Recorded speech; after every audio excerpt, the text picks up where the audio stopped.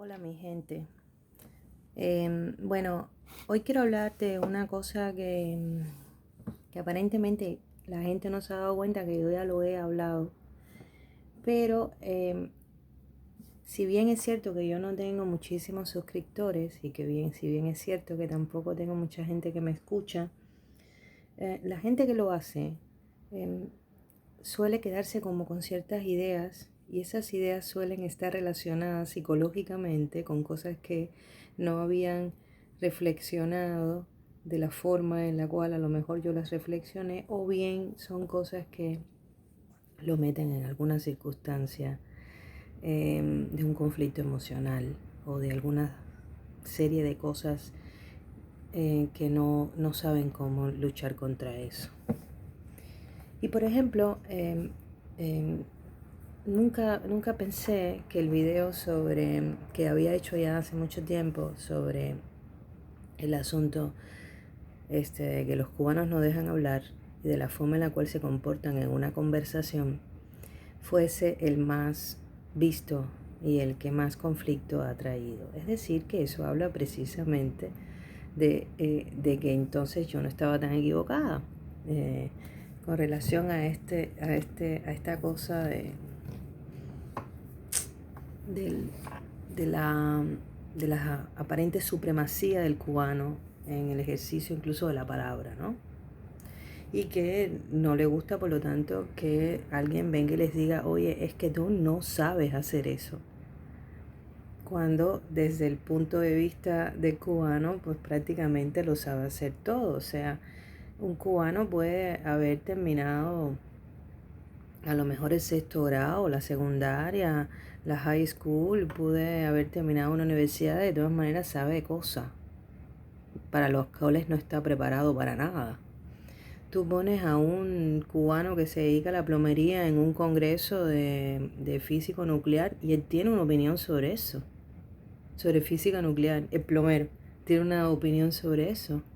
Y no porque un plomero sea para nada algo que yo rechace. De hecho, a mí me parece que si no hay plomero, yo no sé qué vamos a hacer.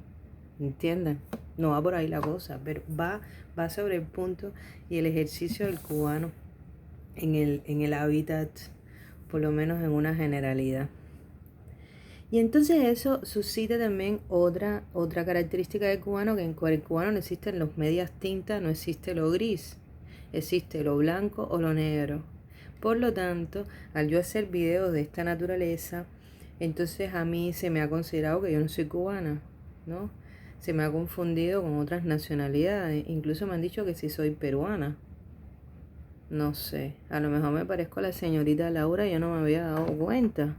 En una de esas voy a hacer pues un top show igual y me va bien, como le ha ido a la señorita Laura. Pero también consideran que yo estoy criticando a los cubanos y que yo estoy criticando todo lo cubano etcétera, porque bueno, al tú decir una cosa como esa, al tú decir que los cubanos no saben conversar, entonces yo estoy haciendo una crítica que no valora lo que los cubanos tienen de cosas positivas. Y no es así. Y el día de hoy quiero hacer una reivindicación de lo que es cubano, de lo que significa eso. Quiero reivindicar eso. Quiero que desde nuestra cubanía aprendamos también a ver que hay personas dentro de nuestro entorno que son igualmente cubanos, me incluyo, que tenemos la capacidad de podernos ver a nosotros mismos en nuestros defectos y en nuestras virtudes. Por ejemplo, y ahora que estaba yo dando una clase y, y toqué el concepto de la pasión en los discursos, como de repente es un elemento que se ha ido perdiendo a raíz, por ejemplo, de las elecciones donde yo no he visto pasión alguna y por lo tanto la pasión en el ejercicio no es olvidado. porque no vamos a confundir falta de respeto con pasión, y no vamos a confundir falta de tolerancia, falta de diplomacia o falta de prudencia con pasión. O sea, la pasión es un ejercicio que trae en sí placer.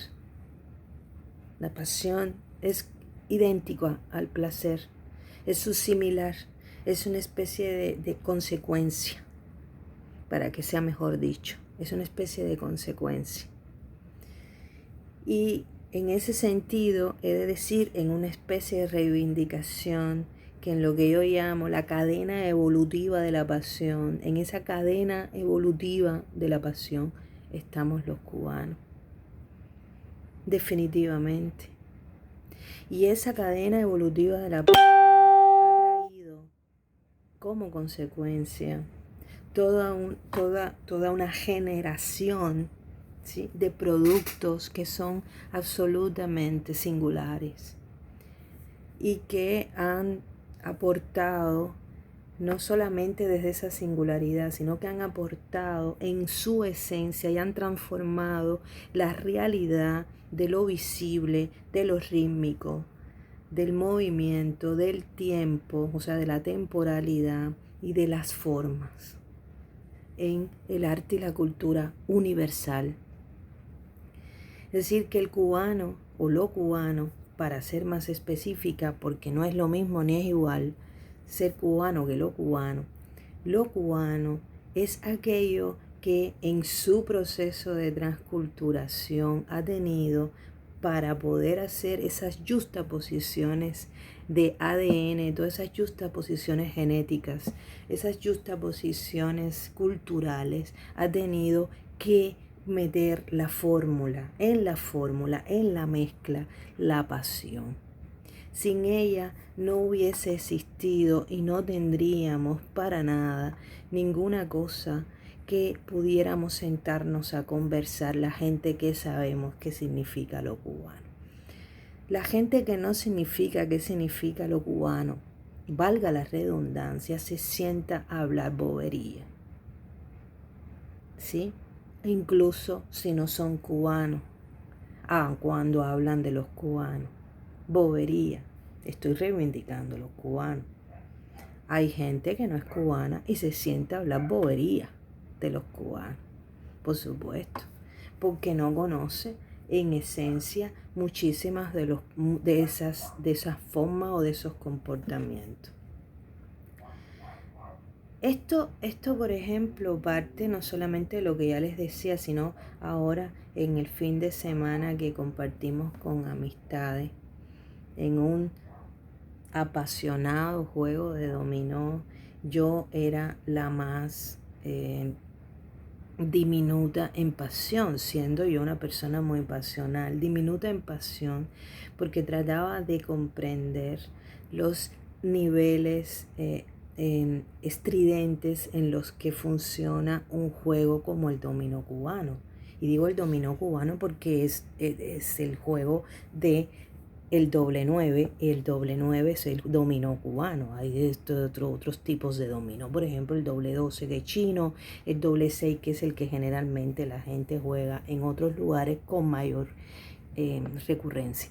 Pero el doble 9 es el dominó cubano. El doble 9, que es un dominó muy complejo matemáticamente, donde va implícito no solamente una serie de consecuencias semánticas, matemáticas y lógicas, sino también va implícito el ejercicio de la pasión. Un dominó en silencio en Cuba no puede ser un dominó, tiene que ser absolutamente otra cosa, es una especie de ajedrez de la memoria, pero no es un dominó. Un dominó en Cuba tiene que pasar por todos los dichos, porque las fichas del dominó en Cuba tienen su nombrete y porque cada quien le ha puesto su nombrete también a las fichas del dominó, y entonces existe todo un juego del lenguaje en donde el otro perfectamente entiende que si yo estoy poniendo el doble 9, da lo mismo que yo diga estoy poniendo la reunión de los negritos. Y eso son relaciones desde el punto de vista simbólico, son relaciones que en la semiótica tienen hilación entre lo que es el significante, el significado y por supuesto su referente cultural. Y ese juego, si uno lo observa y lo analiza, entonces puede comprender, incluso aunque te espante como me espanté yo porque me tiraron cuanta ficha de dominó dura, fuerte contra la mesa. Yo tenía el azúcar baja ya porque el nivel de la pasión es un nivel de diabetes. Entonces todo ese sistema, que es un sistema fuerte, que es un sistema donde parece que la gente se va a pelear desde las otras culturas. Por ejemplo, la gente piensa que los cubanos nos vamos a fajar todo el tiempo porque nos decimos las cosas de una forma que va atravesada por la pasión, ¿no? Y que después podemos bajarle los niveles inmediatamente. O sea, nosotros podemos pasar de esta verbalización y de esta gestualidad fuerte a de repente decir, ¿quieres un café? Podemos hacer eso. Salvo la gente que ya se transculturó con otros posibles elementos. Salvo la gente que ya viene sin entender qué es la pasión. Ya que estamos hablando de la pasión, salvo ese tipo de gente que termina matando al otro como pasó hace poco, ¿verdad? Porque no se entendieron. O porque no coincidían, mejor dicho. Porque entenderse es un verbo muy elevado. No, porque no pudieron estar de acuerdo con el presidente por el que votaron o por el que no votaron, pero por el que no le iban. Y entonces uno terminó matando al otro. Eso no es pasión, eso se llama violencia. Eso es otra cosa. La pasión en la mezcla, en el merengue que nosotros somos, en esta mezcla, en este poder de la mezcla que tenemos los cubanos, nos ha permitido históricamente resolver cosas, por ejemplo, en la literatura. ¿Cómo puedes tú resolver una cosa como la idea, la visión desde afuera? Un antropólogo, un sociólogo, por ejemplo, mirando un juego de dominó, o el juego de dominó porque este fue el kit para el video en sí, ¿no? Mirando aquello, ¿cómo tú puedes entender estos niveles? Observando la forma en la cual se desarrolla y se concatena toda esta musicalidad, porque además tiene una musicalidad y un ritmo, y poder explicar esto dentro de un texto, cómo tú lo explicas con palabras, cómo tú lo llevas a la idea de un escrito, cómo tú puedes resolver esto, porque esto no puede ser cualquier cosa. Esto no solamente es un referente cultural, es un tipo de referente cultural, ¿sí? Y eso hace que no se parezca a otros. Eso es ellos, eso es esto es esta tierra, este clima, esto que habita en ti, independientemente de que esté fuera de su contexto geográfico, ¿sí? Que tú estás extraído del suelo que pisa, en este caso la isla, ¿no? Y estás en un suelo que no es tuyo de nacimiento, es un suelo que te acoge y es un suelo que empiezas a ser tuyo o que empiezas a comprender desde ese lugar que sí es tuyo, que es el lugar que está construido en la identidad, ¿no? Y la literatura cubana lo resolvió con el barroquismo, lo resolvió con el realismo mágico y lo resolvió básicamente con lo real maravilloso que planteó Alejo Carpentier. Pero nosotros lo hemos resuelto también desde la visualidad, ¿sí?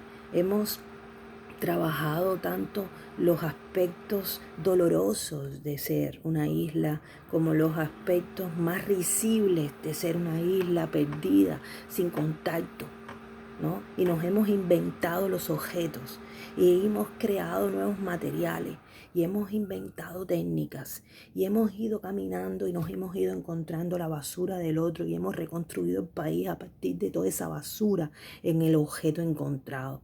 Nosotros hemos creado una nueva forma de ver. La manera en la cual vemos la realidad es la manera en la cual enfrentamos esa propia realidad desde la pasión, que puede incluso ser una pasión desbordada en la más terrible melancolía. Y lo puedes ver en las obras de teatro de Virgilio Piñera y en la obra de Reinaldo Arenas y en la obra de Lezama Lima. Y lo puedes ver en Cabrera Infante y en Padura. Y lo puedes ver en la poesía cubana, que además es una poesía que desgarra y que te sacude y que te lleva y que utiliza, por ejemplo, Nicolás Guillén, las gitanjáforas, y estás en aquel ritmo constante que tú no sabes qué cosa está diciendo y songo, locosongo y songo, locosongo. Y entonces cuando tú observas eso, el comportamiento rítmico de la poesía, la literatura, la visualidad cubana, y tú te vas a entender qué diablos es un cha-cha-cha, pero sobre todo qué diablos es una rumba, y qué diablos es un guaguancó, y qué demonios es un mambo. Cuando tú te pones frente a eso, tú dices, esta gente está hecho de otra cosa. Esta gente trae un ingrediente que no sé, el mismo ingrediente que le pusieron a los otros. Y ese ingrediente es la pasión. Y cuando tú atraviesas todo por ahí, tú puedes decir con mucha razón que hay muchas cosas que decir de los cubanos positivos, por supuesto. Claro que sí. Y que eso puede todo el tiempo revertirse. Y que cuando los cubanos otra vez entiendan que estamos hechos de eso, que un día el gran poeta martiniqués Aimé Césaire dijo en un congreso sobre africanidad en París, cuando anteriormente algunos estudiosos del tema de la africanidad, con franceses y alemanes y norteamericanos, y estaban pensando África desde ese lugar, ¿no? Como dijo Aimé Césaire, es verdad y es cierto que ustedes están pensando África desde Europa, ¿no? O estás pensando África desde la América de habla inglesa, ya estás pensando desde ahí. Y desde ahí se puede pensar África. ¿Por qué? Porque ese es el lugar de la razón. Porque Europa inventó la razón, dijo Aimé Césaire. Pero yo creo que de una vez y por todas, haciendo esto un congreso en París, en donde casi se ha inventado todo, habría que decir definitivamente, de una vez, que África les regaló a la humanidad la pasión. Y esa raíz singular, detectada en nuestra cadena evolutiva, ¿sí?, nos reconsidera todo el tiempo, nos convierte siempre en algo que nos permite estarnos transformando en esta eterna metamorfosis que somos los cubanos. Habría que aprender quizá a regresar a los tiempos en los que en esos estados de metamorfosis hemos sido mejores. Es posible que ese es el punto que habría que ir todo el tiempo, como decían los mesoamericanos, con los 5 soles, ¿no? El calendario azteca todo explica perfectamente. Pero bueno, en fin, de una manera muy concreta, en una especie de summary, ¿sí? Cuando inventamos a los hombres, cada sol, cada tiempo, el hombre poseía la fragilidad o alguna cosa lo rompía, ¿no? Y había que volverlo a hacer y volverlo a hacer. Y una vez que se logra ese estadio de lo perfecto, ese quinto sol, se regresaba al tiempo primordial en donde no existe el tiempo y otra vez tienes que reinventarte porque el mundo es cíclico.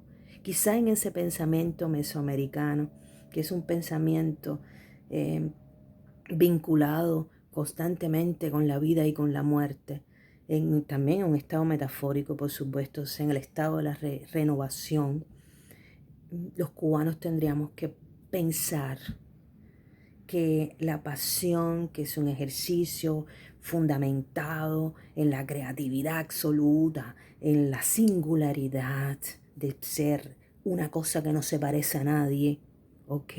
Deberíamos de siempre tratar de regresar a los tiempos, insisto, en que hemos sido mejores y no a los tiempos en los que creemos que estamos mejor.